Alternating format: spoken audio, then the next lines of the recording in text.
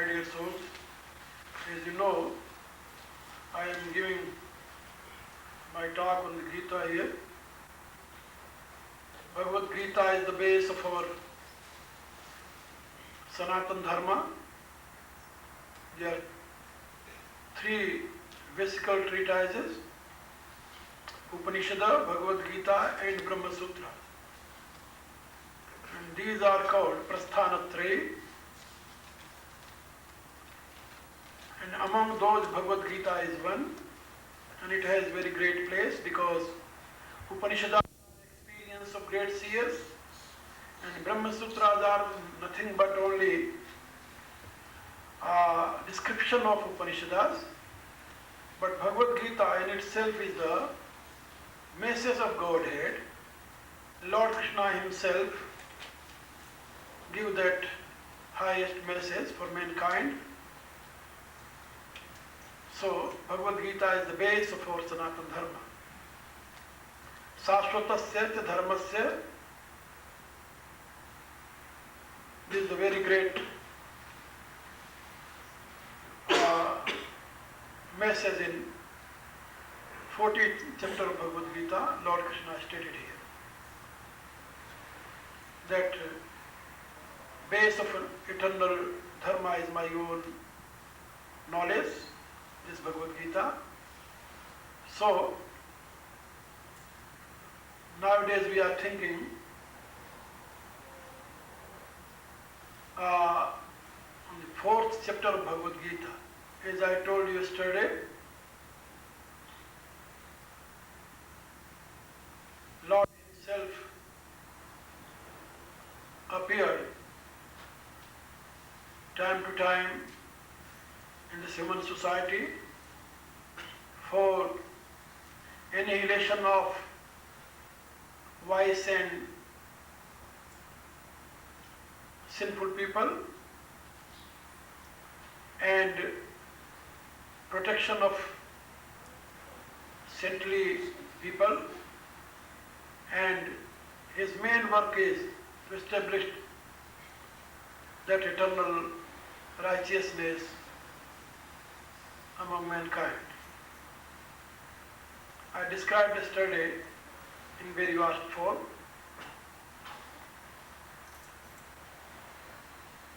because I am giving this message in my own language. So in the gist of that message I will explain in the end in English too. But now you people listen in Hindi.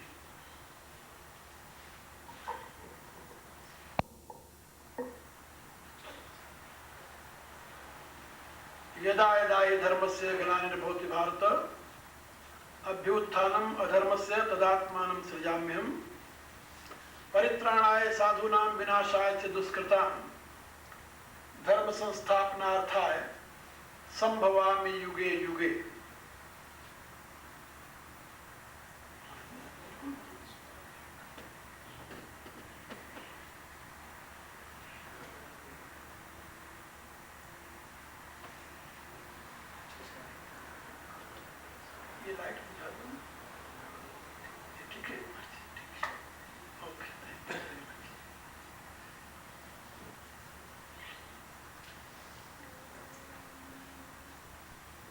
ये दोनों श्लोक अपने में बहुत ही गंभीर भाव रखते हैं, इसलिए 2 दिन तक इस पर विचार हुआ है.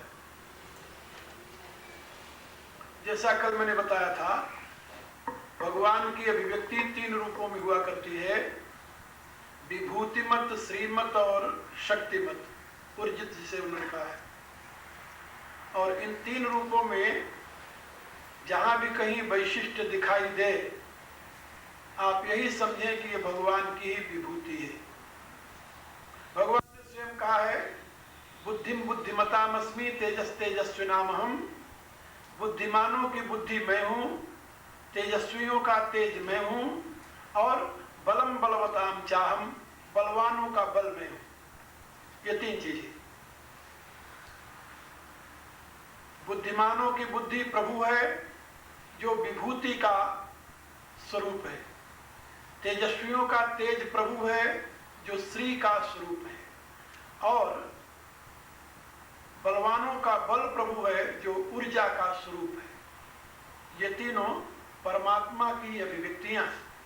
जहां भी कहीं वैशिष्ट्य आपको दिखाई दे, वहां पर इन तीनों में ऐसा ही समझिए कि ये भगवान ही स्वयं अपनी विभूति के रूप में प्रकट हैं। इसलिए उनका आदर कीजिए, उनसे लाभ उठाइए, ग्रहण कीजिए। ये मत सोचिए कि ये बुद्धिमान है व्यक्ति, या तेजवान है व्यक्ति, या बलवान है व्यक्ति। नहीं, ये तीनों प्रभु की विभूति है। किसी के माध्यम से आपको मिल जाए तो उससे लाभ उठाना चाहिए। प्रभु की निधि है, किसी व्यक्ति की नहीं। इसमें एक लाभ ये होगा, जब आप बुद्धिमान की बुद्धि मानते हैं, तेजवान का तेज मानते हैं, बलवान का बल मानते हैं, तो उसके प्रति आप दास्ता भाव से युक्त हो जाते हैं। और यदि आप में बुद्धिमान, बलवान और तेजवान के प्रति दास्ता का जागरण हुआ, तो उसके बुद्धि, तेज और बल से आपने सही लाभ नहीं उठाया। क्योंकि दास्ता स्वयं में एक बंधन है, दास्ता स्वयं में एक हीनता को जन्म देने वाली, दास्ता स्वयं में एक पाप है। शुक्र नीति में इसे पाप बताया गया है। शुक्राचार्य जी ने ये कहा है कि सबसे बड़ा पाप दास्ता, दीनता और दरिद्रता, इन तीनों रूप में प्रकट होता है।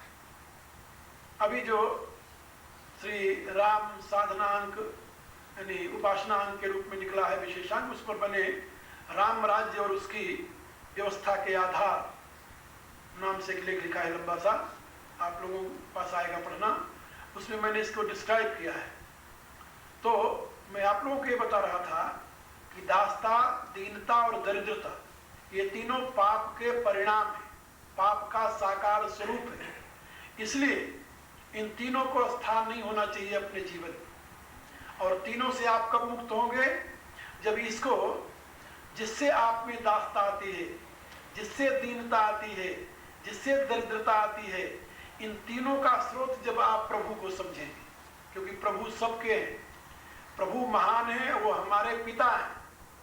अभी मैंने एक छोटा सा आर्टिकल लिखा है, आपके ये जो निकाल रहे हैं आप लोग, क्या करते हैं, हमें नाम नहीं आता, अंग्रेजी का नाम रखा है आप लोगों ने, ब्रोशर, पता नहीं, भगवान जाने, ये हम नया ही पढ़े हैं वैसे।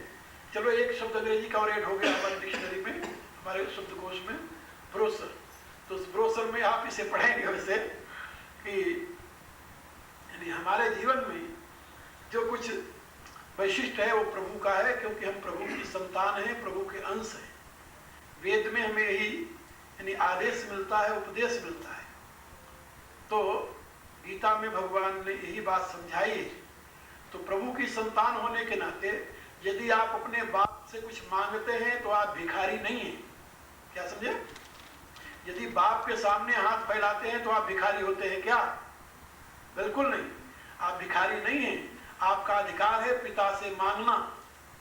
यदि पिता के पांव छूते हैं तो आप उसके गुलाम नहीं हैं, आप उसके पुत्र हैं। उसका आदर करना आपका कर्तव्य है। इसी रूप से यदि पिता आपकी रक्षा करता है तो आप उसके कृतज्ञ नहीं होते, क्योंकि पिता शब्द का अर्थ ही होता है पालयिता और रक्षण करता।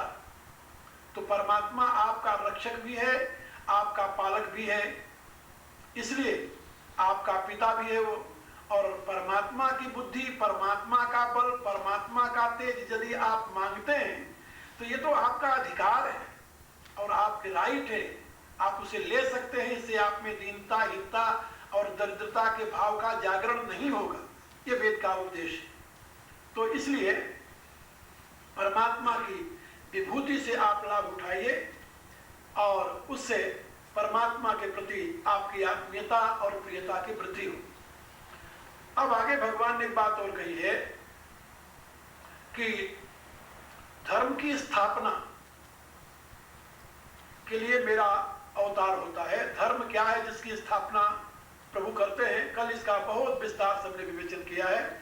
जो कल नहीं आए थे उनको चाहिए कि वो टेप सुन लें या वीडियो टेप लगा करके अपने घर में देख लें, उनको लाभ होगा, उससे बहुत लाभ होगा। अब इसके आगे भगवान कह रहे हैं जन्म कर्म च में दिव्य,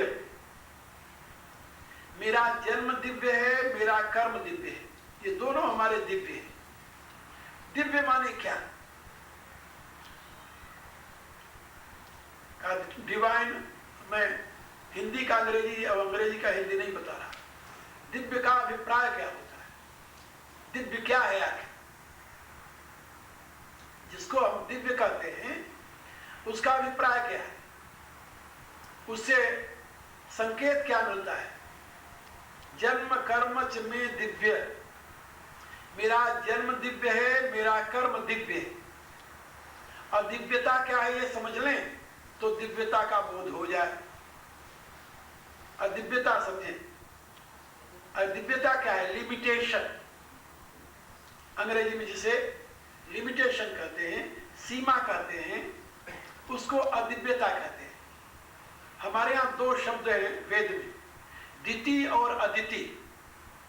अदिति की संतान देवता है और दिति की संतान दानव दैत्य, ऐसा हमें पढ़ने को मिलता है।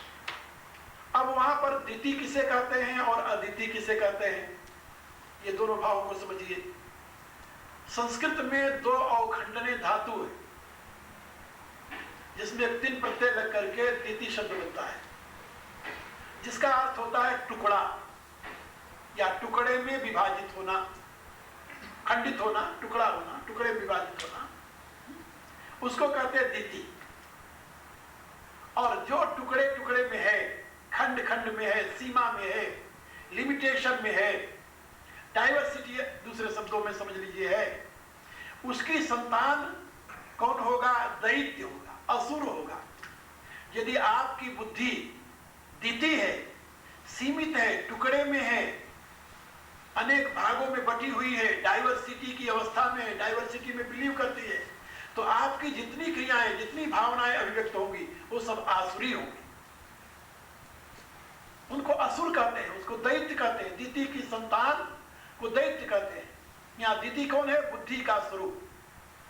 और अदिति कौन है? अ माने नहीं है, दिति माने दिति जहां, यानी सीमा जहां।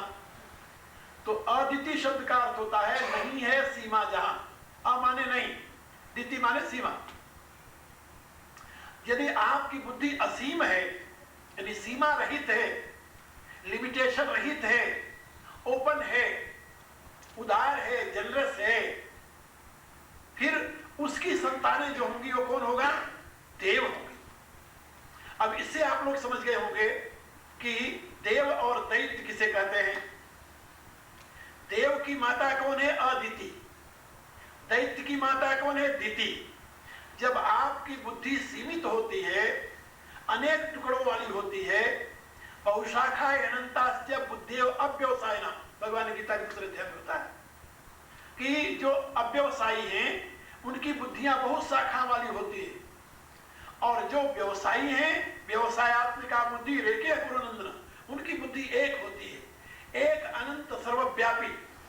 तो यदि आपकी बुद्धि शुद्ध है, एक है, अनंत है, सर्वव्यापी है, तो उसकी संतानें, उसकी संतानें माने उसके संकल्प, उसकी संतानें माने उसके विचार, उसकी संतानें माने उसके कार्य, ये जब उत्पन्न होंगे आपकी बुद्धि से तो वो देवता होंगे, वो अदिति की संतान होंगे, वो देवता होंगे, वो दिव्य होंगे।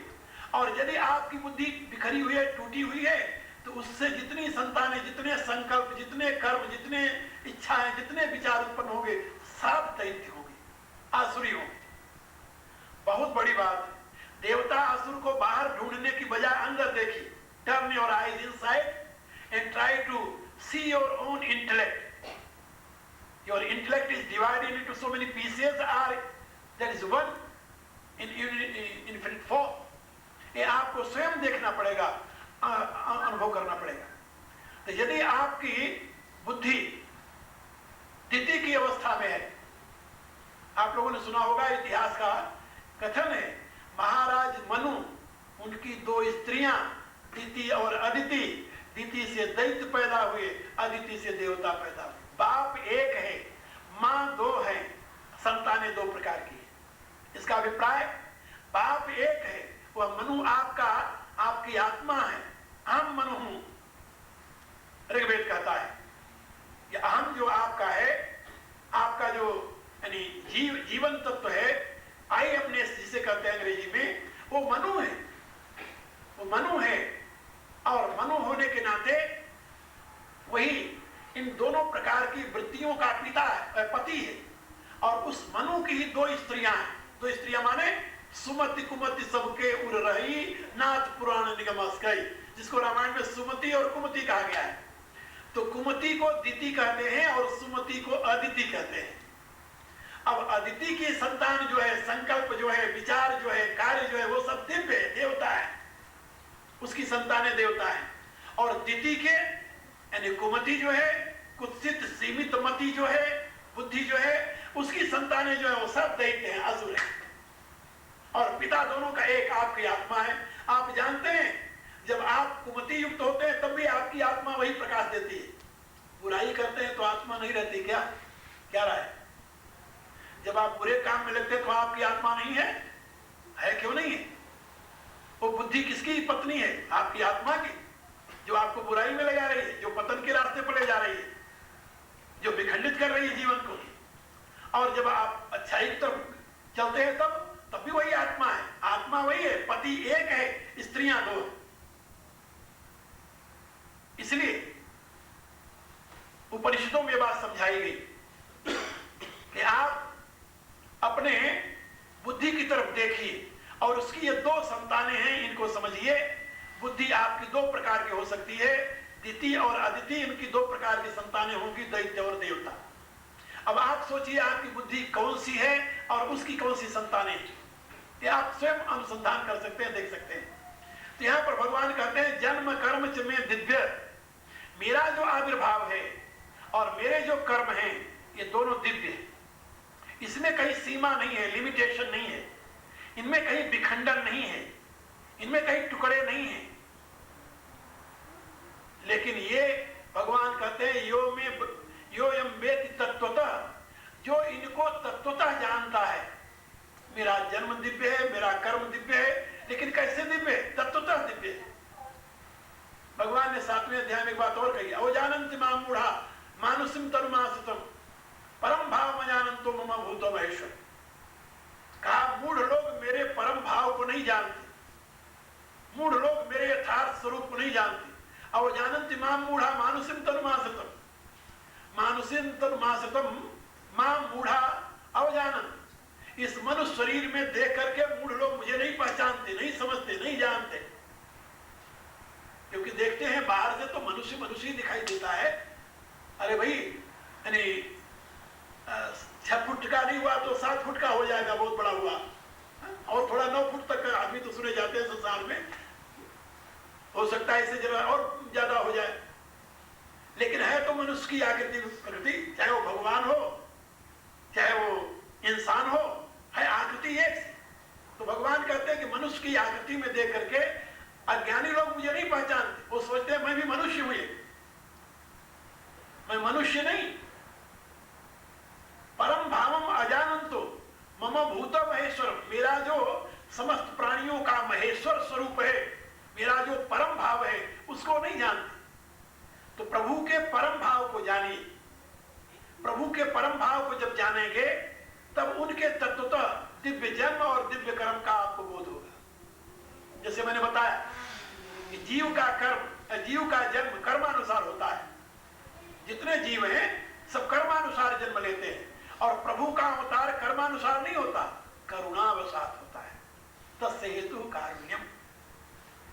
सांडिल्य ऋषि कह रहे हैं कि परमात्मा के अवतार में करुणा हेतु होती है, कर्म हेतु नहीं होती। इसलिए प्रभु का जन्म दिव्य है। जो कर्म के बंधन से जन्म लेता है उसके साथ 3 और जुड़े होते हैं, विरत सदा माया कर प्रेरा, काल कर्म स्वभाव गुण घेरा। तो कर्म के साथ काल स्वभाव और गुण, ये 3 और लगे रहते हैं। तो इन चारों से युक्त होकर के मनुष्य का जन्म होता है, काल कर्म स्वभाव और गुण। इनके घेरे में मनुष्य जन्म लेता है। लेकिन परमात्मा का जन्म दिव्य है, वहां न काल का बंधन है, न कर्म का बंधन है, न गुण का बंधन है, न स्वभाव का बंधन है।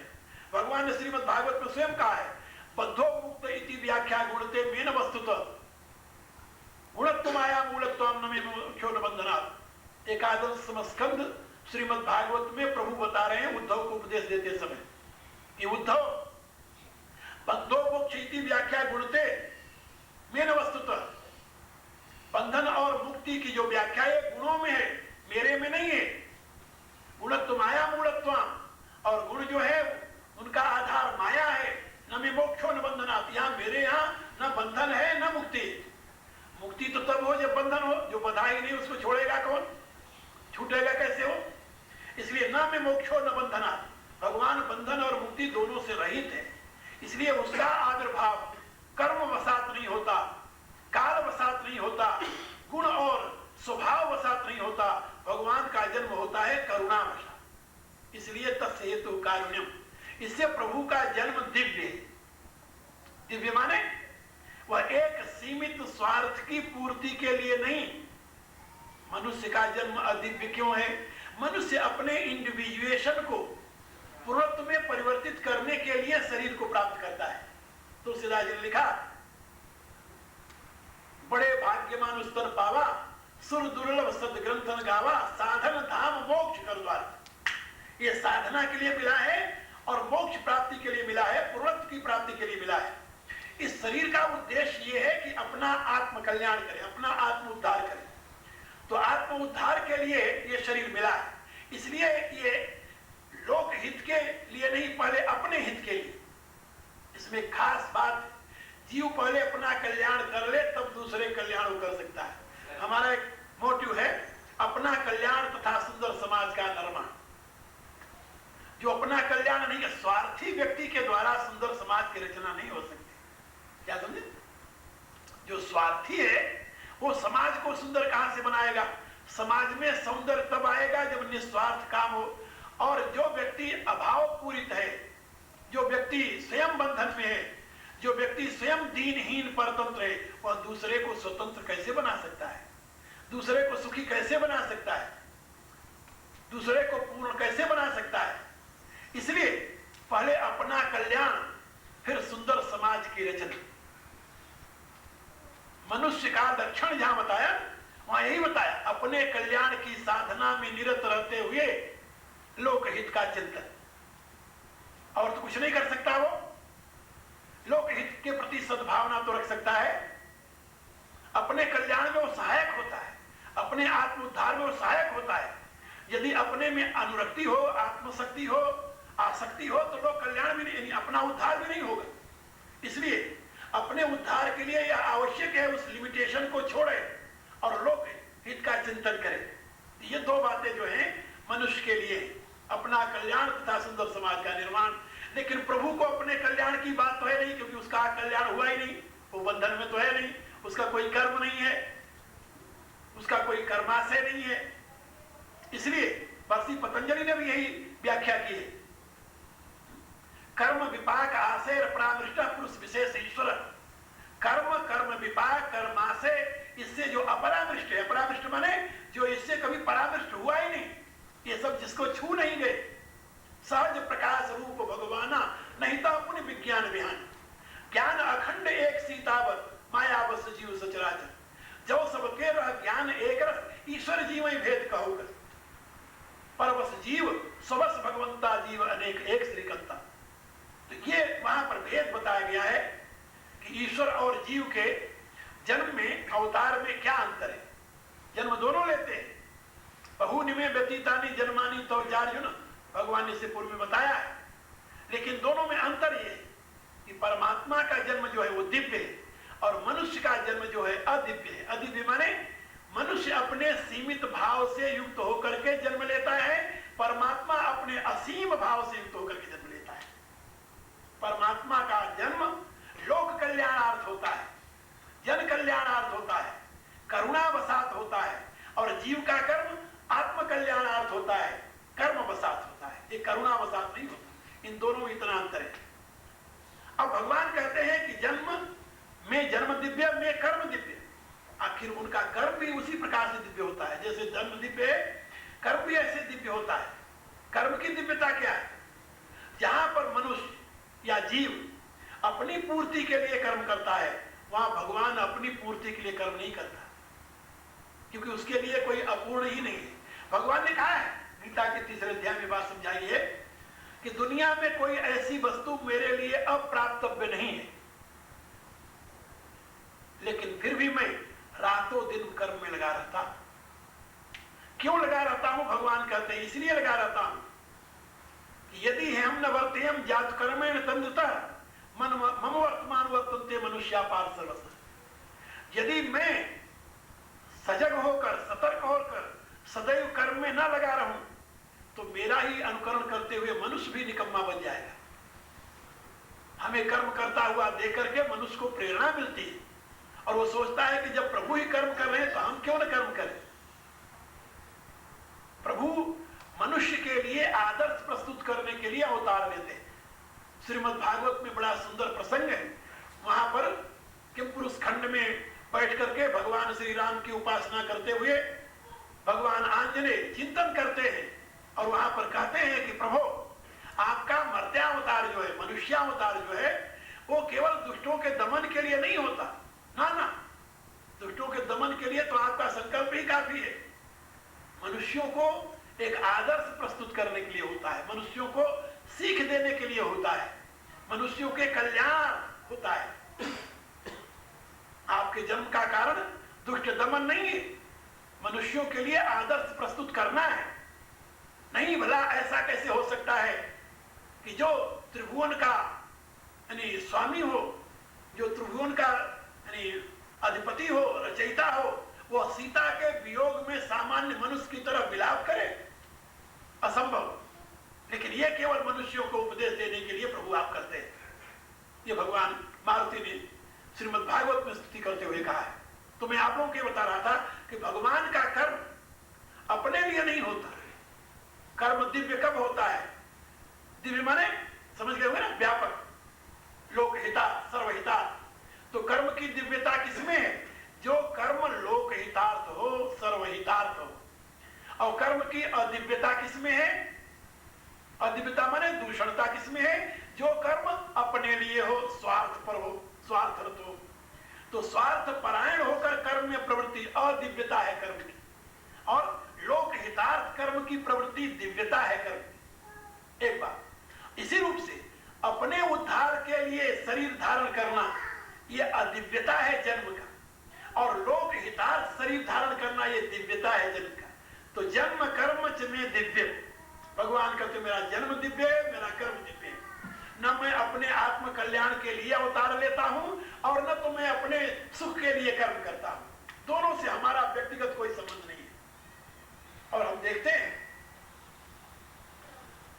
महाराज युधिष्ठिर के राजसूय यज्ञ में जब सारे काम सबको बांट दिए गए, भगवान आए, पूछे भैया मेरे लिए कौन सी सेवा आपने शेष रखी है? धर्मराज युधिष्ठिर ने कहा कि माधव तुम केवल यहां पर उपस्थित रहो, केवल तुम्हारी उपस्थिति ही हमारी सबसे बड़ी सेवा हो जाएगी। भगवान ने कहा कि नहीं, ये तो मेरे साथ अन्याय है, ऐसा मैं नहीं होने दूंगा। कहा फिर जो सेवा रह गई वो तुम करो। ठीक है, भगवान ने देखा कि कौन सेवा शेष रह गई है। उन्होंने देखा कि अतिथि आ रहे हैं, उनके लिए आसन तो दिया जा रहा है, लेकिन जो हमारे यहाँ अतिथि को अर्घ पाद्य देने की विधि है वो पूरा नहीं हो रहा, क्योंकि सब राजा हैं, कौन किसका पांव धोए, कौन किसको अर्घ दे। भगवान ने कहा कि ठहर, यह सेवा मेरे लिए मिल गई। भगवान ने क्या किया? जो अतिथि आते थे सबसे पहले उनके पांव धोने का काम आपने ले लिया। आप जरा सोचिए, राजसूय यज्ञ में आने वाले समस्त अतिथियों के पांव धोने का काम भगवान कृष्ण ने स्वयं किया। ये काम मेरा है। और उसके बाद में जब सब भोजन कर लेते थे तो सूरदास जी ने अपने पद में लिखा है, राजस यज्ञ युधिष्ठिर कीनो तामह जूठ उठाई।